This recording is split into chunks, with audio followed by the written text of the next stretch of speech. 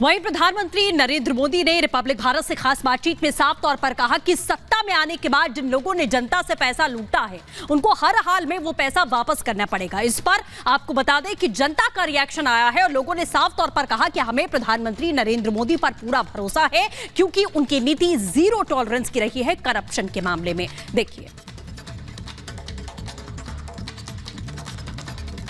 जो भगवान श्री राम के नहीं हुए वो देश के कैसे हो सकते हैं। और जो लोग भगवान श्री राम के जब इतने बड़े अवसर पे वो लोग उपस्थित तक नहीं हुए, उसको एक ब्लैक डे की तरह सेलिब्रेट किए, उनको हम देश के नेता मान नहीं सकते। हम देश के युवा हैं, उनको नकारते हैं। ऐसे जघन्य लोगों को हम कड़ी तरीके से नकारते हैं। ये लोग जो इंडिया लाइंस की आप जो बात कर रहे हैं, कहीं की ईंट कहीं का रोड़ा, भानुमति ने कुनबा जोड़ा, ये वही लोग हैं जो राम के सबूत मांगते थे। ये वही लोग हैं जो कहते थे कि हम अगर आए तो बाबरी मस्जिद दोबारा बनवाएंगे। ये वही लोग हैं जो कहते थे, अभी भी कहते हैं, हम आए तो 370 दोबारा लाएंगे। कि त्राही तुम पर टूट न जाए त्राण समय ने मांग लिया।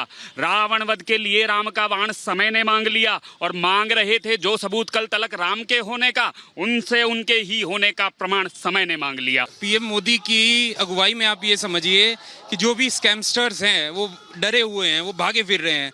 अब भागा हुआ आदमी क्या करता है, वो गुट बनाता है, गुट बना के इकट्ठा होता है। तो इंडिया अलायंस इसके अलावा मैं कुछ और नहीं समझता। ये सब वो भगोड़े हैं जिनको पीएम मोदी ने भगा दिया है और आज सब इकट्ठा होकर उनके विरुद्ध आकर खड़ा होना चाह रहे हैं। भ्रष्टाचारियों को बख्शा नहीं जाएगा। जो मोदी जी ने कहा वो करके भी दिखाया है। उसका एग्जाम्पल आप दिल्ली में भी देख सकते हैं कि दिल्ली में किस तरीके से एक एक करके मैं नाम नहीं लेना चाहूंगी पर सबको पता है कि एक एक करके जिस तरीके से भ्रष्टाचार का खुलासा हुआ है और किस तरीके से छोटे छोटे स्कैम्स का पता चला है। और अगर कांग्रेस की बात की जाए तो कांग्रेस का एक नारा है, कांग्रेस का हाथ आम आदमी का साथ। तो आम आदमी का जितना साथ उन्होंने कॉल घोटाला करके और जो सब घोटाले करके दिया है वो आम आदमी का साथ शायद आम आदमी अब नहीं चाहता है। एक एक पैसा जनता का वापस होना चाहिए और जितने भ्रष्टाचारी हैं इनको जेल के अंदर कर देना चाहिए और इनकी संपत्तियां जब्त कर लेनी चाहिए। भगवान के दरबार पर भी वही जाता है जिसको प्रभु बुलाते हैं। इनके जैसे दुष्ट और निकृष्ट लोगों को जो भगवान राम को काल्पनिक कह रहे, जो राम सेतु पर प्रश्न चिन्ह लगा रहे, वो जाएंगे कैसे? प्रभु ने उनकी बुद्धि भ्रष्ट कर दी और उनकी बुद्धि भ्रष्ट होने के कारण ही जिनको निमंत्रण, हम जैसे लोगों को भी निमंत्रण मिला, हम जैसे लोग साइकिल से, पैदल और कैसे कैसे यात्रा करी। नेपाल से आपने देखा माँ जानकी के मायके से जो है पूरी सामग्री आई, लोग पैदल ट्रकों से भर के चले आ रहे हैं।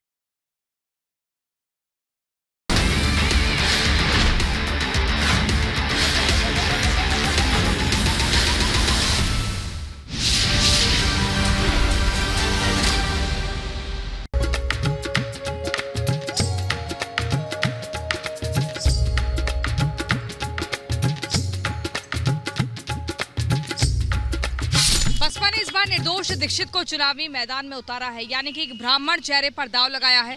वहीं पुष्पेंद्र सिंह चंदेल अब तीसरी बार भाजपा के प्रत्याशी हैं और सपा कांग्रेस गठबंधन ने भी राजपूत चेहरे पर दाव लगाया है। आप लोग हमीरपुर के ही हैं?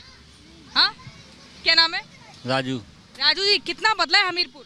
काफी बदल गया है। जगह जगह हमें यहाँ पर भाजपा के पोस्टर और ये सब दिख रहे हैं। अब ये तो सरकार ही जाने। तो इस बार किसकी चलेगी? अब सरकार की ही चलेगी। पर चलेगी किसकी? सपा चल रही है इस समय। ओहो, देखिए हमीरपुर की जनता कह रही है जी, क्या कह रही है, किसकी चलेगी? अब तो सपा। अच्छा, यहाँ काम क्या क्या हुआ है अब तक? काम क्या, अब हमारी प्रधानमंत्री आवास आया था, वो कम से कम हो गया 2.5-3 साल हो गया, आज तक नहीं बन पाया है। और वहाँ पर विवाद के चक्कर में ऐसे पड़ा हुआ है 2.5 साल।